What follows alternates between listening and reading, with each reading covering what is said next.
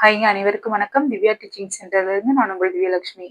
இப்ப நம்ம 5th டேக்கு வந்து 9th எக்கனாமிக்ஸ்ல மேம்பாட்டை அறிவோம் அப்படிங்கிற பாடத்தை வந்து பாத்திரலாம். புரியுதுங்களா? நம்ம டெய்லி ரிவிஷன் பண்ணிட்டே இருக்கோம். நியூ ஸ்டூடெண்ட் யாராவது இருந்தீங்கன்னா தயவு செஞ்சு காலையில 6 to 6:30, நைட்டு 9 to 9:30 வந்து லைவ்ங்க. லைவ்ல நான் உங்களுக்கு ரிவிஷன் டெஸ்ட் எல்லாம் வச்சுட்டு இருக்கேன். யூஸ் பண்ணிக்கோங்க. ஓகேங்களா? ஓகேங்க.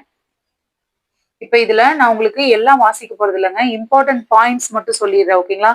ஏன்னா நிறைய பேர் ஸ்கிப் பண்றாங்க. இந்த வீடியோ பார்த்துட்டு சப்போஸ் இல்லைங்க எனக்கு ஃபுல்லாவே வாசிச்சு கொடுங்கன்னு சொல்லி யாராவது சொன்னீங்கன்னா அதுக்கப்புறம் நான் வந்துட்டு ஃபுல்லாவே ரீட் பண்ணி கொடுத்துட்றேன். ஓகேங்களா? இப்போதைக்கு அறிமுகம் பார்த்துட்டு இம்பார்ட்டன்ட் பாயிண்ட்ஸ் மட்டும் உங்களுக்கு சொல்லிடுறேன். ஓகே.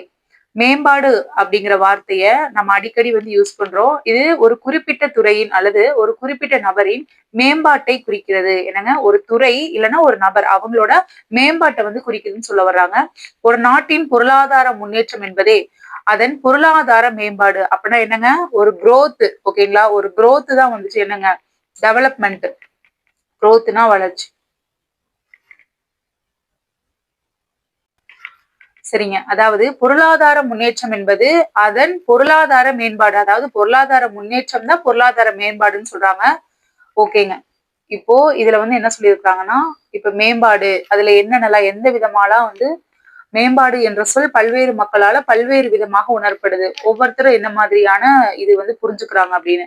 முன்னேற்றம், முன்பு இருந்ததை விட மேம்படுதல், தேவையான வழிகளில் வளர்ச்சி அடைதல், முன்னோக்கி செல்லுதல், வளர்ச்சிக்கான சுதந்திரம், தன் மேம்பாடு, முடிவில்லாத செயல்பாடு, தன்னுள் வளர்ச்சி, முன்னெடுத்தல், தினசரி வாழ்க்கையின் ஒரு பகுதி, தவறினை மீண்டும் செய்யாதிருத்தல், முன்னோக்கி செல்லுதல். இந்த மாதிரி எல்லாமே மேம்பாடாதான் இருக்கு. ஒவ்வொருத்தரோட புரிதலின் அடிப்படையில் எடுத்துக்கொள்ளப்படுது. புரியுதுங்களா?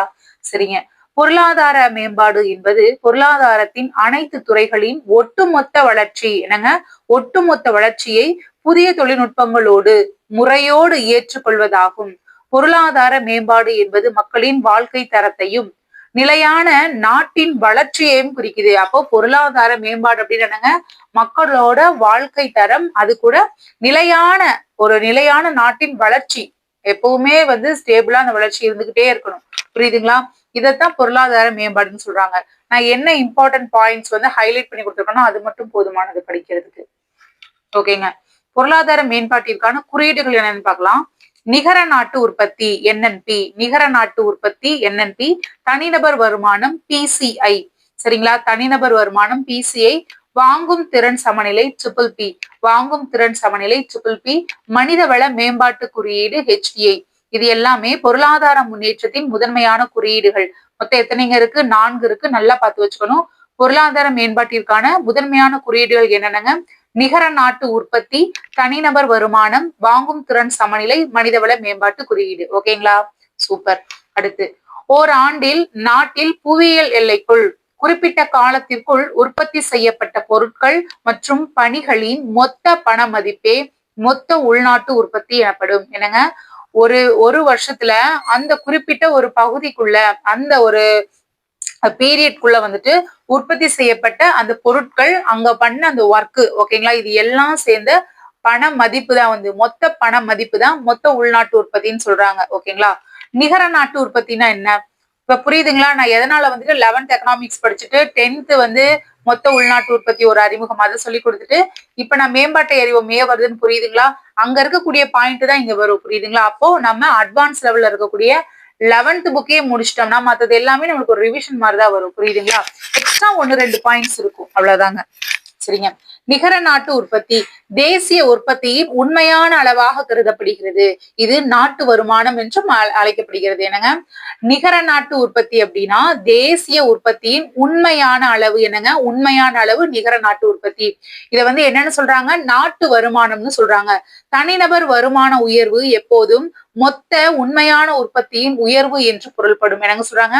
தனிநபர் வருமான உயர்வு எப்போதும் மொத்த உண்மையான உற்பத்தியின் உயர்வு என்று பொருள்படும். எனவே தனிநபர் வருமானமே நாட்டின் மேம்பாட்டை அளவிடும் சிறந்த குறியீடு ஆகும். என்னங்க, தனிநபர் வருமானமே நாட்டின் மேம்பாட்டை அளவிடும் சிறந்த குறியீடுன்னு சொல்றாங்க. நல்லா பார்த்து வச்சுக்கணுங்க. ஓகே, இதெல்லாம் சும்மா கதை மாதிரிதான் இருக்கும். நீங்க வந்து வாசிச்சு பாருங்க. ஓகே, அடுத்து தலா வருமானம். தலா வருமானத்தை கணக்கிட நாட்டின் மொத்த வருமானத்தை நாட்டின் மொத்த மக்கள் தொகையால் வகுக்க வேண்டும். என்ன சொல்றாங்க? தலா வருமானத்தை வந்து நம்ம கணக்கிடணும்னா நாட்டோட மொத்த வருமானத்தை எதால வந்து வகுக்கணும்? நாட்டின் மொத்த மக்கள் தொகையால். இது நம்ம ஆல்ரெடி பார்த்திருப்போம் இல்லைங்க. சராசரி வருவாயை தலா வருமானம் என்று அழைக்கிறோம். என்ன சொல்றாங்க? சராசரி வருவாயை தலா வருமானம்னு சொல்றாங்க. அனைத்து நாடுகளின் தனிநபர் வருமானத்தின் கணக்கீடுகள் சர்வதேச அளவில் ஒப்பிடப்படுவதற்காக அமெரிக்க டாலரில் மட்டுமே கணக்கிடப்படுகிறது. ஓகேங்களா? அமெரிக்க டாலரால தான் கணக்கிடப்படுதுங்க. தலா வருமானம் உலக வங்கிகளின் அறிக்கையின்படி நாடுகளின் வருமான அளவீடுகள் எப்படி வந்து இருக்குதுன்னு பாத்தீங்கன்னா, இது வந்து 2017-18 ஆண்டு அறிக்கையின்படி. சரிங்களா? ஃபர்ஸ்ட் நாடுகளின் வகைகள். குறைந்த வருவாய் எப்படின்னா தலா வருமானம் வந்து எப்படி இருக்குமாமா? இது எல்லாமே அமெரிக்கன் டாலர்ஸ் தான். ஓகேங்களா? அதாவது 1005 இதுக்குள்ள வந்து இருக்கணும். சரிங்களா? 1005. அடுத்து குறைந்த நடுத்தர வருவாய் எப்படின்னா 2006ல இருந்து 3955 என்னங்க 1006ல இருந்து 3955க்குள்ள இருக்கணும். அடுத்துங்க உயர்ந்த நடுத்தர வருவாய் அப்படின்னானுங்க 3956ல இருந்து 12235 இதுக்குள்ள வந்து இருக்கணும். உயர்ந்த வருவாய்னா 12235. புரியுதுங்களா? அப்ப உயர்ந்த வருவாய் எவ்வளவுங்க? 12235. அடுத்து அதாவது வாங்கும் திறன் சமநிலை அப்படின்னு என்னன்னு பாத்தீங்கன்னா ஒரு நாட்டோட நாணயங்களின் எண்ணிக்கைக்கு இணையானது சமமானதுன்னு சொல்றாங்க. ஒரு சந்தையில அமெரிக்க டாலரில் வாங்குவதற்கு ஏற்றவாறு எப்படிங்க அமெரிக்க டாலருக்கு வாங்குறதுக்கு தகுந்த மாதிரி உள்நாட்டு சந்தையில் அதே அளவிலான பொருள்களையும் வாங்குவதற்கு தேவைப்படுதுன்னு சொல்றாங்க. இதுதான் வாங்கும் திறன் சமநிலை. அடுத்து வாங்கும் திறன் சமநிலை அடிப்படையில் இந்தியா எத்தனையாவது பிளேஸ்ங்க? 3வது பெரிய பொருளாதார நாடாக உள்ளது. என்னங்க? வாங்கும் திறன் சமநிலை அடிப்படையில இந்தியா 3வது பெரிய பொருளாதார நாடாக இருக்கு. அது மட்டும் இல்ல, சீனா ஃபர்ஸ்ட் பிளேஸ், ஐக்கிய அமெரிக்க நாடுகள் செகண்ட் பிளேஸ். புரியுதுங்களா? அப்ப சீனா ஃபர்ஸ்ட், யுஎஸ்ஏ வந்து செகண்ட், தேர்ட் வந்துட்டு என்னங்க? நம்ம இந்தியா. மனிதவள மேம்பாட்டு குறியீடு. எந்த ஒரு நாட்டின் முன்னேற்றத்திற்கும் மனித வளங்கள் அவசியமாகும். சரிங்களா? எந்த ஒரு நாட்டோட முன்னேற்றத்திற்கும் மனித வளங்கள் அவசியமாகும். உற்பத்தி துறையில் பயன்படுத்தக்கூடிய மனித வளங்களை கொண்டிருக்கும் மக்களையே மனித வளம் என்ற சொல் குறிக்கிறது. என்னங்க சொல்றாங்க? எந்த ஒரு நாட்டின் முன்னேற்றத்திற்கும் மனித வளங்கள் அவசியமாகும். உற்பத்தி துறையில் பயன்படுத்தக்கூடிய மனித வளங்களை என கொண்டிருக்கும் மக்களையே மனித வளம்னு சொல்றாங்க. மனிதவள மேம்பாடு என்பது மனிதனின் உடல் திறன், மனத்திறன் மற்றும் சுகாதார திறன்களை கல்வி, மருத்துவம் மற்றும் பயிற்சியின் மூலம் மேம்படுத்துவதாகும். என்னங்க சொல்றாங்க? மனிதவள மேம்பாடுங்கிறது என்னவாமா? மனிதனின் உடல் திறன், மனத்திறன், சுகாதார திறன்களை கல்வி, மருத்துவம், பயிற்சியின் மூலம் மேம்படுத்துவது. சரிங்களா? ஓகே, இதெல்லாம் சும்மா கதை மாதிரி கொடுத்து வச்சிருப்பாங்க. இந்தியாவில் மனித வளங்களின் வளர்ச்சிக்கு மனிதவள மேம்பாட்டு அமைச்சகம் பொறுப்பு. அப்ப மனித வளங்களின் வளர்ச்சிக்கு எதுங்க பொறுப்பு? மனிதவள மேம்பாட்டு அமைச்சகம். இதன் தலைமையகம் எங்கெங்க இருக்கு? புதுதில்லியில சாஸ்திரி பவன்ல இருக்கு. அப்போ நியூ டெல்லி சாஸ்திரி பவன். நல்லா பார்த்து வச்சுக்கணும். எது இம்பார்ட்டன்டோ அது மட்டும் சொல்லிட்டு போறாங்க. நானு நிலையான மேம்பாடு அப்படின்னா என்ன? நிலையான பொருளாதார மேம்பாடு என்பது தற்போதுள்ள சுற்றுச்சூழலை சேதப்படுத்தாமல் மேம்பாடு அடைய வேண்டும். புரியுதுங்களா? இப்ப இருக்கிறத எந்த டேமேஜும் பண்ணாம மேம்பாடு அடையறதா நிலையான பொருளாதார மேம்பாடுன்னு சொல்றாங்க. அடுத்து இயற்கை வளங்களை புதுப்பிக்கத்தக்க மற்றும் புதுப்பிக்கத்தகாத வளங்கள் அப்படின்னு 2 வகையாக பிரிக்கிறாங்க. எப்படின்னா புதுப்பிக்கத்தக்க வளங்கள்னா என்னங்க? சூரிய சக்தி. புதுப்பிக்க இயலாத வளங்கள் நிலக்கரி, பெட்ரோலியம். ஓகேங்களா? தமிழ்நாட்டின் கல்வி அறிவு வீதம் தென் மாநிலங்களில் 2வது இடத்தை பெற்றுள்ளது. அப்ப கல்வி அறிவு வீதம் எப்படிங்க? இந்த சைடு தென் மாநிலங்கள்ல எவ்வளவுங்க? 2வது இடம். சரிங்களா? தமிழ்நாட்டின் கல்வி அறிவு வீதம் தேசிய சராசரியை விட அதிகமாக உள்ளது. அப்போ தமிழ்நாட்டின் கல்வி அறிவு வீதம் தேசிய சராசரியை விட அதிகமாக உள்ளது. தமிழ்நாட்டில் உயர்கல்விக்கான சேர்க்கையானது இந்தியாவில் மிக உயர்ந்ததாகும். என்னங்க? தமிழ்நாட்டில் உயர்கல்விக்கான சேர்க்கை எப்படி சொல்றாங்க? உயர்கல்விக்கான சேர்க்கை இந்தியாவை விட ஜாஸ்தியா இருக்குது தமிழ்நாட்டுலன்னு சொல்றாங்க. கல்வி அறிவு வீதம் பாத்துக்கோங்க. இது நம்ம அங்க என்ன பாக்குறோமோ 11th அதேதான் இங்க மறுபடியும் பார்ப்போம்.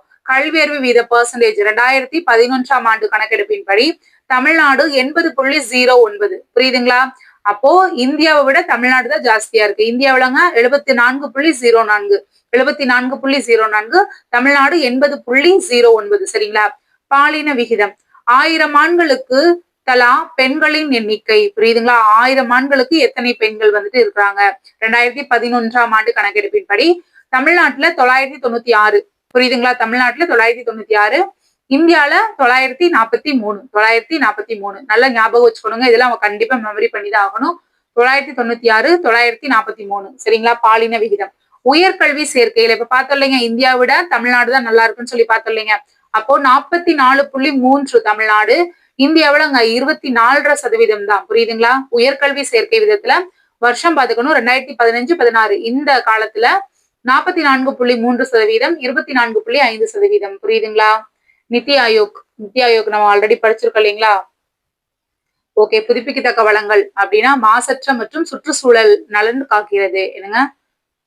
புதுப்பிக்கத்தக்க வளங்கள் அப்படின்னா மாசற்ற மற்றும் சுற்றுச்சூழல் நலம் காக்கிறது. ஓகேங்களா? வளங்கள் புதுப்பிப்பதற்கான ஒரு குறுகிய நேரத்தை எடுத்துக்கொள்கிறது.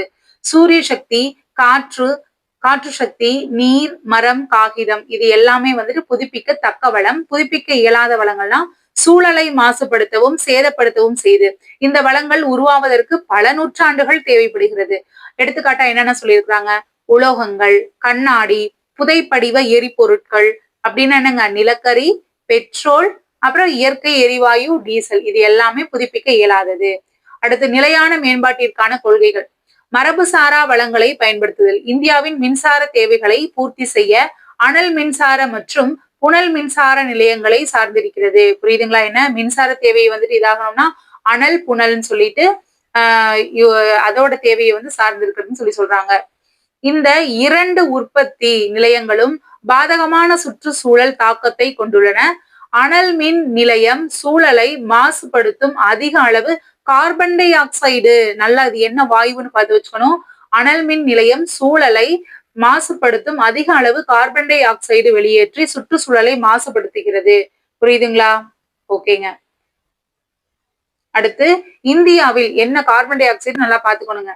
இந்தியாவில் சூரிய சக்தி என்பது சூரிய ஒளி மூலம் மின்சக்தியை நேரடியாக சூரிய ஒளியின் மின்னழுத்த செல்கள் மூலம் உற்பத்தி செய்து பயன்படுத்தப்படுவதாகும். என்னங்க? சூரிய சக்தி என்பது சூரிய ஒளி மூலம் மின்சக்தியை நேரடியாக சூரிய ஒளியின் மின்னழுத்த செல்கள் மூலம் உற்பத்தி செய்து பயன்படுத்துதல் ஆகும். சூரிய ஒளி தகடுகள் சூரிய ஒளியினை மின்சக்தியாக மாற்ற சூரிய ஒளியை வேதிவினைக்குட்படுத்தி ஆற்றலாக மாற்றுகிறது. இதெல்லாம் தேவையில்லைங்க, சும்மா இது எப்படி வருதுன்னு கொடுத்துருக்காங்க. ஓகே, இது பார்ப்போம். ஓகே, சூரிய சக்தி உற்பத்தியில் தொழில் எப்படி இருக்குன்னு பாக்கலாங்களா? இந்தியாவில் வேகமாக வளர்ந்து வருகிறது. தமிழ்நாடு அதிக அளவில் சூரிய மின்தகடு அமைப்பு கொண்ட மாநிலமாக இருக்கு. அப்போ சோலார் பேனல்ஸ் ஜாஸ்தி எங்கெங்க இருக்கு? தமிழ்நாட்டுல இருக்கு. இந்தியாவில் சூரிய சக்தி மூலம் அதிக மின்சாரம் உற்பத்தி செய்யும் மாநிலங்களின் முன்னிலையில இருக்குது. ஓகே, இது ரொம்ப இம்பார்ட்டன்ட்ங்க. தமிழகத்தில் 2017ஆம் ஆண்டு ஜூலை 31ஆம் நாள் வரை நிறுவப்பட்ட சூரிய அமைப்புகளின் மூலம் பெற்ற மின்திறன் வந்துட்டு 1697 மெகாவாட். எவ்வளவுங்க? 1697 மெகாவாட். சரிங்களா? அப்ப 2017ஆம் ஆண்டு ஜூலை 31ஆம் நாள், ஜூலை லாஸ்ட்லங்க, ஓகேங்களா, நிறுவப்பட்ட சூரிய அமைப்புகளின் மூலம் பெறப்பட்ட மின்திறன் எவ்வளவுங்க? 1697. சூப்பர். அடுத்து இந்தியாவில் சுற்றுச்சூழல் கொள்கை. இந்தியா தன் சுற்றுச்சூழல் கொள்கைகளை கடந்த 30 ஆண்டுகளாக உருவாக்கி கொண்டு வந்துள்ளது. காற்று, நீர் மாசுபாடு, கழிவு மேலாண்மை மற்றும் பல்லுயிர் பாதுகாப்பு போன்ற சிக்கல்களை பாதுகாக்கும் விதமாக உருவாக்கப்பட்டிருக்கு. அது போதுமானது. இந்திய அரசமைப்பின் பிரிவு 51 ஜி என்ன சொல்லுதுங்க? 51 ஜி வந்து என்ன சொல்லுது?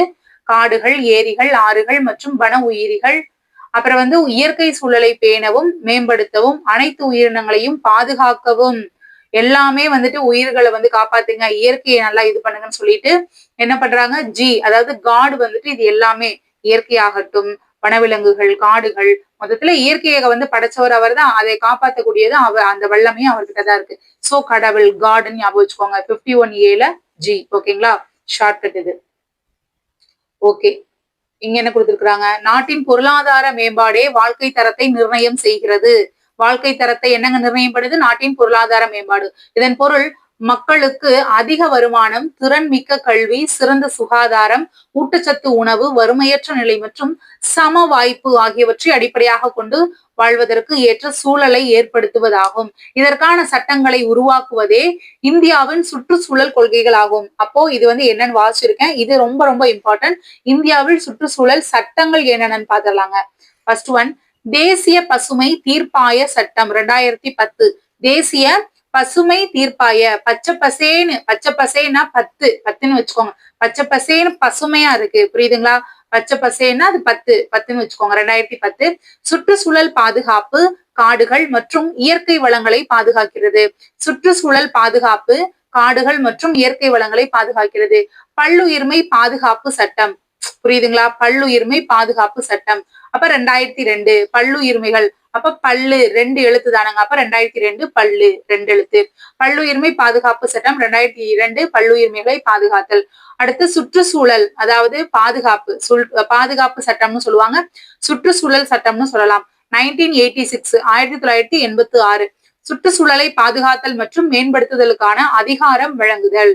புரியுதுங்களா? சுற்றுச்சூழலை பாதுகாக்கவும் அதனை மேம்படுத்தவும் அதிகாரம் வழங்கக்கூடிய சட்டம் எதுங்க? சுற்றுச்சூழல் சட்டம் அல்லது பாதுகாப்பு சட்டம்னு அழைக்கப்படுது. 1986. சரிங்களா? ஓகே. வன பாதுகாப்பு சட்டம், அதாவது வன சட்டம்னு சொல்லலாம், பாதுகாப்பு சட்டம்னு சொல்லலாம். 1980 காடுகள் அழித்தல் தடை செய்தல். புரியுதுங்களா? காடுகள் அல்லாத பகுதிகளில் மரம் வளர்வதை ஊக்கப்படுத்துதல். காடுகள் எங்கெல்லாம் இல்லையோ அங்கெல்லாம் மரத்தெல்லாம் வளர்க்கணுங்க அப்படின்னு ஊக்கப்படுத்துறது. காட்டை வந்து அழிக்க கூடாது அப்படின்னு தடை செய்து, இது எல்லாமே வனத்தை வந்து பாதுகாக்கிறதானுங்க. அதனால வன சட்டம் 1980. ஓகேங்களா? ஓகே. நீர் பாதுகாப்பு மற்றும் மாசுபடுத்துதல் தடுப்பு. அப்ப நீர் சட்டம் 1974. எல்லா நாளும் நீரை வந்து பத்திரமா பாதுகாக்கணும், அப்பதானே உயிர் வாழ முடியும். எல்லா நாளும்னா, எல்லானா 7, நாளுனா 4. அப்ப எல்லா நாளும் நீரை வந்துட்டு நல்லா தூய்மையா வச்சுக்கோங்க. ஏன்னா அதுதான், நீரின்றி உலகம் அமையாது இல்லைங்களா? ஓகே.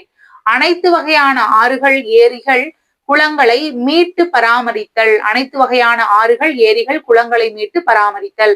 அடுத்து வனவிலங்குகள் பாதுகாப்பு சட்டம் 1972. ஓகேங்களா? காட்டு விலங்குகள் மற்றும் பறவைகளுக்கு பாதுகாப்பு வழங்குகிறது. புரியுதுங்களா?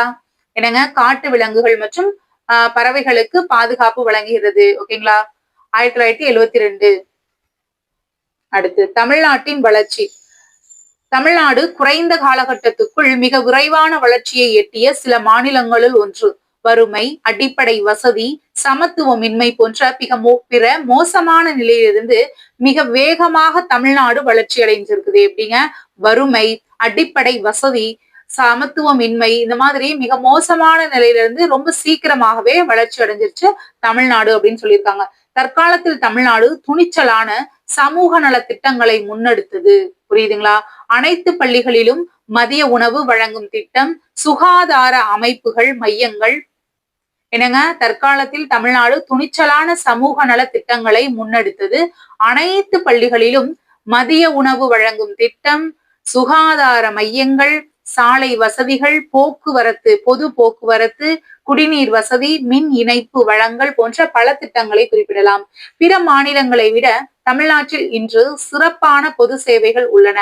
அந்த சேவைகளில் பெரும்பாலானவை பாகுபாடின்றி அனைவருக்கும் கிடைக்கிறது என்று உறுதியாக சொல்லலாம்.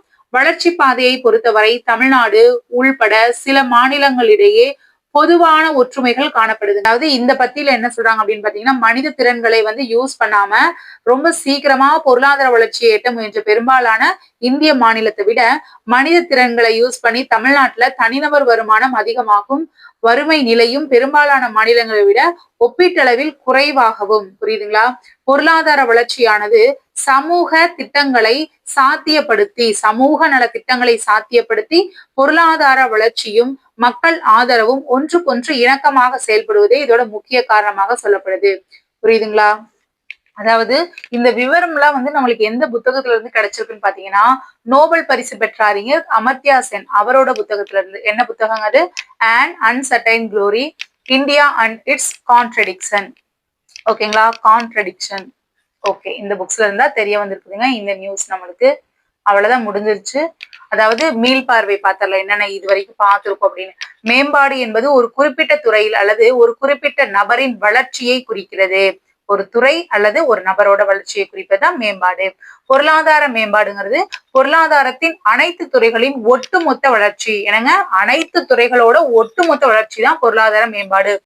இப்ப பொருளாதார மேம்பாட்டோட குறியீடுகள் மொத்தம் 4ன்னு பார்த்தோங்களா? அதேதாங்க. நிகர நாட்டு உற்பத்தி, தலா வருமானம், வாங்கும் திறன் சமநிலை, மனித வளர்ச்சி குறியீடு. இது 4. எந்த ஒரு நாட்டின் மேம்பாட்டிற்கும் மனித வளங்கள் அவசியமாகும். என்னங்க, எந்த ஒரு நாட்டின் மேம்பாட்டிற்கும் மனித வளங்கள் அவசியம். நிலையான பொருளாதார மேம்பாடு என்பது தற்போதுள்ள சுற்றுச்சூழல் மற்றும் முன்னேற்றத்தை சேதப்படுத்தாமல் செயல்பட வேண்டும். எதிர்கால சந்ததியினருக்காக பாதுகாக்கப்பட வேண்டும். புரியுதுங்களா? ஓகே. இப்போ வனவிலங்குகள் பாதுகாப்பு சட்டம் 1972 வனவிலங்குகள் மற்றும் பறவைகளுக்கு பாதுகாப்பு அளிக்குது. ஓகேங்களா? அனல் மின் நிலையம் சூழலை மாசுபடுத்தும் அதிக அளவு கார்பன் டை ஆக்சைடை வெளியேற்றி சுற்றுச்சூழலை மாசுபடுத்துது. என்ன வாயுன்னு பாத்துக்கோங்க. சரிங்க. இதுல இருக்க புக் பேக் ஆன்சர்ஸ் எல்லாம் வந்துட்டு நீங்க இப்ப படிச்சதை வச்சே வந்து ஆன்சர் பண்ணிடலாம்.